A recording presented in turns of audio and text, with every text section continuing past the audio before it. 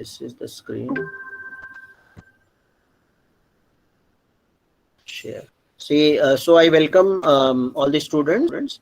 Now our next topic in foreign policy of India is objective of foreign policy. See, every what you can say policy by the government, whether it is economic or it is social policy or it is related to some banking sector or it is related to social overhead capital. So every thing has got certain policy into it. Already I have told you in the introduction lecture that India's foreign policy or foreign policy of India, it is said that the Pandit Jawaharlal Nehru is the father of foreign policy of India.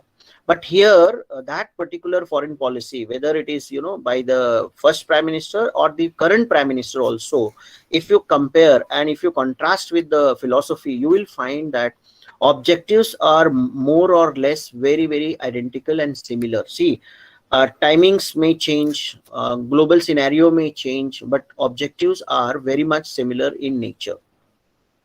First and foremost objective of any foreign policy of any country, but here we are concerned about the foreign policy of our country.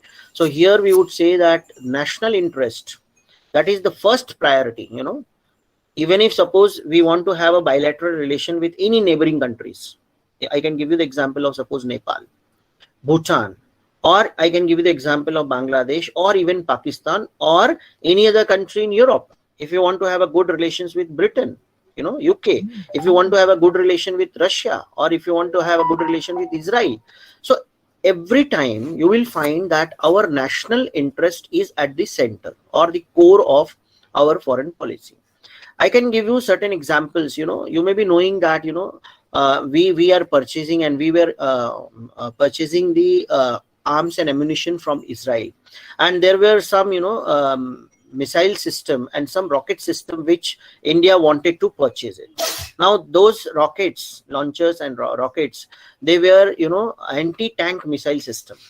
Now these systems, when our own industries, Hindustan Aeronautic Limited and other industries which are associated with, they were able to make, and they committed to our government that they will produce that at cheaper cost. So India has to convey that message to Israel that it has got the capacity and it has got the capabilities to produce it, and therefore we will not go further for that particular agreement.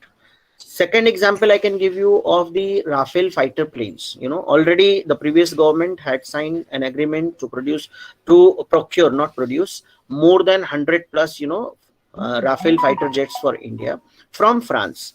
The current government, under the leadership of our Prime Minister, Narendra Modi ji, when they came, they realized and they assessed the overall scenario and in the best national interest, because to protect our borders, and even we should be prepared for two-front war in certain situations. If Pakistan and China, they combined attack, then at that moment what is our preparedness? And it was realized that if we go for that previous agreement, what will happen? It will take around 10 years to complete, and we may have very less fighter planes to fight against the Chinese. See, Pakistan was never a problem for us, but China can be posing a greater threat to Indian, what you can say, sovereignty and the security system. So we decided to go for, that means government of India decided for 36 Rafale deal, whereby ready-made, you can say, in that format, these fighter planes were brought and bought by India, and it is now operational. Already you know that it is operational. So what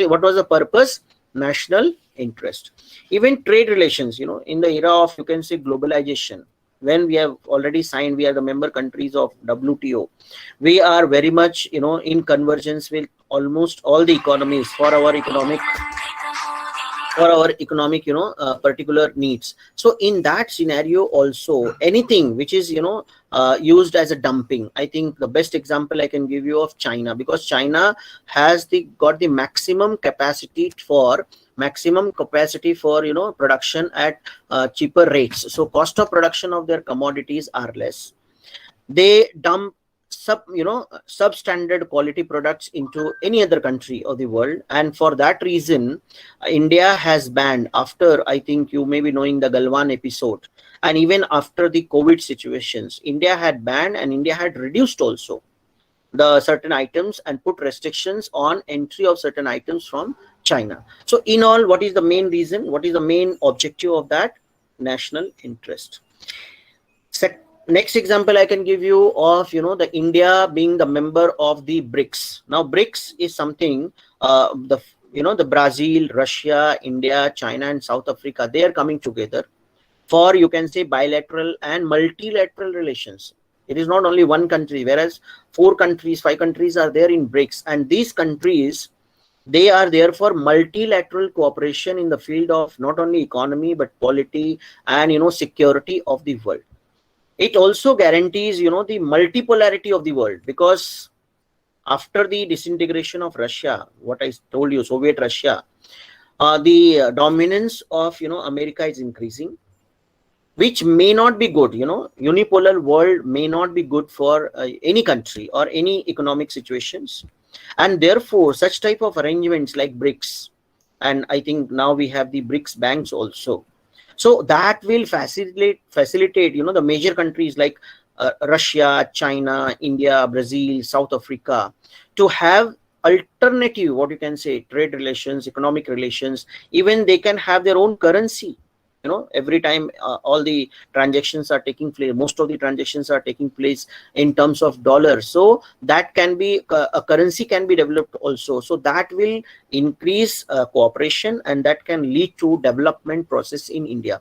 India can get benefited, India can benefit from the cooperation of other countries, and India can contribute for the welfare of the other countries. In same manner, there is, another forum where India has become the member, that is SCO, Shanghai Cooperation Organization. I think you all know, where even Pakistan is member, China is member, Russia is member, and the CIS countries are also the members of that particular organization. So it is once again a different, what you can say, organization. In all these type of arrangement, whether it is SCO, whether it is BRICS, whether it is, you can say, the SAARC, South Asian Association for Regional Cooperation, here also we are the member countries. We are the member, one of the member countries of SAARC, where we are collaborating with Pakistan, Nepal, Bhutan and Bangladesh. So what is the main purpose? It is, multilateral cooperation is there, but our main focus is towards, national interest. We will not compromise anything which is against our nation, which is, what you can say, undermining the sovereignty of our country, which is undermining the law of land. I must tell you that when the Indian Parliament, passed the, what you can say, Citizenship Amendment Act, I think everyone knows, Citizenship Amendment Bill was there, and when President signed, it became the law of the land. When Indian Parliament passed the abrogation of Article 370, China, Pakistan, they had certain concerns. They even made certain statements.